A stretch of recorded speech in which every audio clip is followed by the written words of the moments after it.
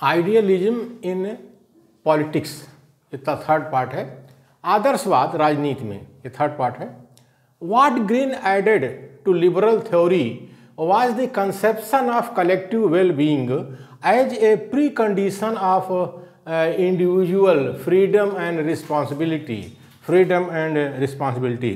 Green ने उदारवादी सिद्धांत में यह बढ़ाया, ग्रीन ने उदारवादी सिद्धांत में यह बढ़ाया कि व्यक्तिगत स्वतंत्रता और जिम्मेदारी के लिए पहले सामूहिक कल्याण जरूरी है। सामूहिक कल्याण जरूरी है।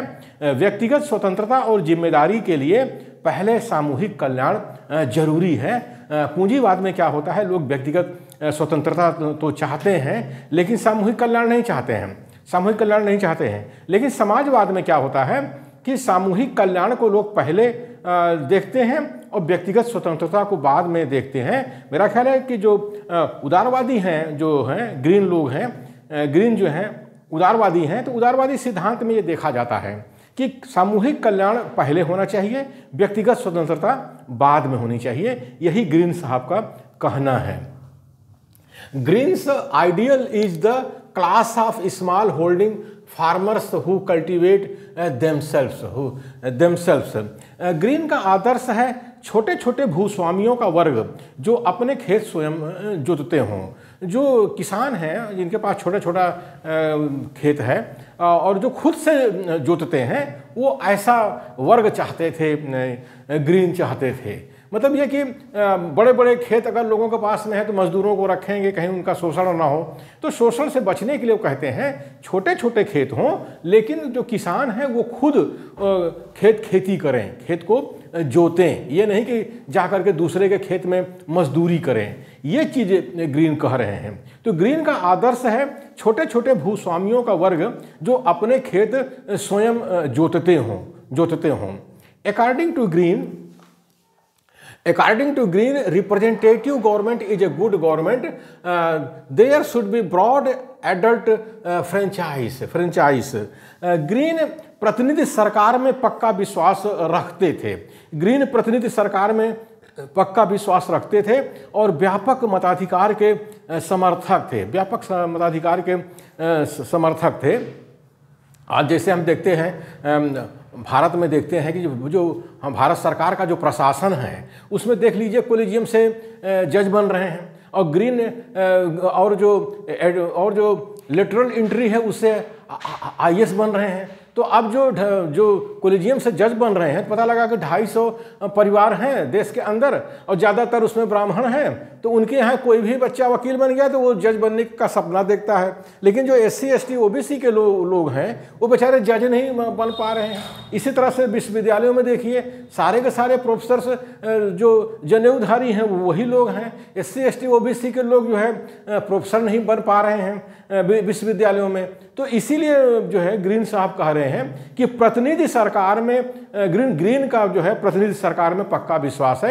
यानी सरकार वो होनी चाहिए जिसमें राज्य के अंदर रहने वाले हर वर्ग के लोगों का प्रतिनिधित्व है हो। तो इसके लिए वो कहते हैं कि व्यापक मताधिकार होना चाहिए। व्यापक मताधिकार मतलब कि जो भी 18 साल से ऊपर है, 21 साल जो भी बना हो, तो सबको मत देने का अधिकार होना चाहिए और वन मैन वन वैल्यू होना चाहिए। एक व्यक्ति एक मूल्य होना चाहिए। ये जो है ग्रीन साहब कह रहे हैं। He was a active liberalist, not mere academician। हाँ, जो ग्रीन जो हैं राजनीति में वह एक सक्रिय उदारवादी थे। जो ग्रीन हैं वो राजनीति में एक सक्रिय उदारवादी थे। केवल वो विद्वान ही नहीं थे, एकेडमिशियन ही नहीं थे, बल्कि वो राजनीति में एक सक्रिय उदारवादी थे, लिबरलिस्ट थे। लिबरल विचारधारा को लेकर चलते थे, उदारवादी विचारधारा को लेकर चलते थे ग्रीन साहब। Apart from these, he was very much interested in education and licensing reform for criminals. इसके अलावा उन्हें शिक्षा और दुराचारियों के सुधार में बहुत अधिक रुचि थी, क्योंकि लोकतंत्र को सफल करना है तो शिक्षा तो होनी चाहिए, शिक्षा हर बच्चे को मिलनी चाहिए और लोगों को ज़्यादा शिक्षित होना चाहिए, तभी लोकतंत्र सफल होता है। और जो दुराचारी हैं, जो अपराधी लोग हैं, उनको जो है सुधारना चाहिए, उनको सुधारना चाहिए।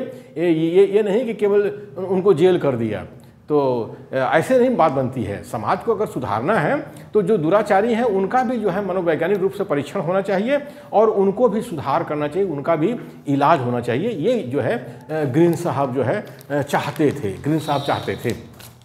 ग्रीन साहब following assumptions of idealists are very much correct and innocent, correct and innocent। आदर्शवादियों की निम्नलिखित मान्यताएं बिल्कुल सही और निर्दोष हैं, बिल्कुल सही और निर्दोष हैं। ये जो आदर्शवादी थे, आइडियलिस्ट थे, तो उनकी कुछ मान्यताएं थी, एजम्पशंस थे, और उसको लोग माना जाता है बहुत सही और निर्दोष हैं। जैसे कि आप पहले नंबर 1 देखिए। Number 1, state is a higher body than other humanitarian organisations. जो आदर्शवादी हैं क्या कह रहे हैं, राज्य को अन्य सभी मानव संघों से उच्चतर मानना। ये लोग जो है राज्य को अन्य सभी मानव संघों से उच्चतर मानते थे। यानी राज्य जो होता है एक बहुत बड़ी चीज़ है, राज्य की शक्ति बहुत बड़ी चीज़ है और लोगों को राज्य में रुचि लेना चाहिए, राजकार्य में रुचि लेना चाहिए। ये नहीं कि हमें तो राजनीति से कुछ लेना देना नहीं है, ये नहीं होना चाहिए। हमें तो राजनीति से कुछ लेना देना नहीं है, हमारे मूल्यवासी बहुजन तो वैसे ही हैं, पढ़े लिखे लोग निकले हैं, कहते हैं हमको राजनीति से कोई लेना देना नहीं है, हमें तो कोई रुचि नहीं है। तो इससे बात नहीं बनती है। ग्रीन साहब ये नहीं कह रहे हैं, उदारवादी ये नहीं कह रहे हैं। उदारवादी कह रहे हैं कि राज्य जो है अन्य सभी मानव संघों से उच्च है, हायर बॉडी है। For a decent life state power is mandatory.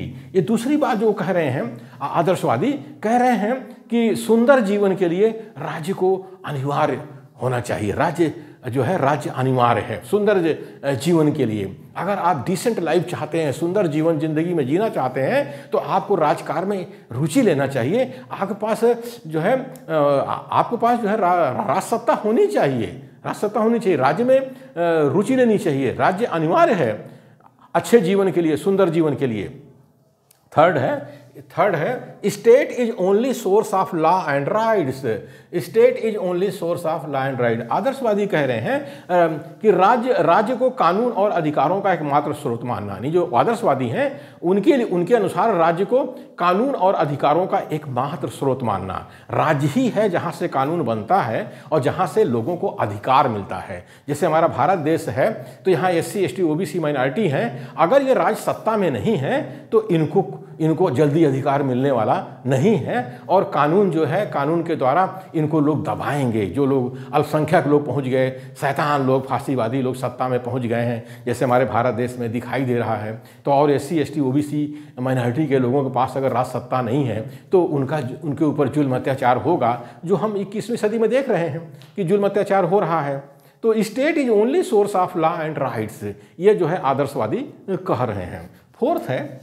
Fourth है it is state from which human being may exist and fulfil his life mission. ये है जो आदर्शवादियों का यह मानना है कि राज्य में ही व्यक्ति अपने अस्तित्व या जीवन का उद्देश्य पूरी तरह पूरा कर सकता है। यानी राज्य सत्ता है जिसके जरिए जो है मनुष्य का अस्तित्व है, व्यक्ति का अस्तित्व है और उसके जीवन का जो उद्देश्य है वो पूरा हो सकता है, पूरा कर सकता है वो। तो राजसत्ता बहुत जरूरी है। सत्ता में रुचि लेना बहुत जरूरी है, राजसत्ता में, और राजसत्ता में रहना भी चाहिए। ये नहीं कि हमें राजनीति से कुछ लेना देना नहीं है, हमारा तो कोई रुचि नहीं है, जैसे हमारे मूल्यवासी बहुजन कहते हैं, तो ये गलत बात है, ऐसा नहीं करना चाहिए। और बाबा साहब अम्बेडकर ने इसीलिए कहा था कि political power is the master की, मतलब कि जो राजसत्ता होती है वो मास्टर की होती है, उससे सारे समस्याएं हल हो सकती हैं।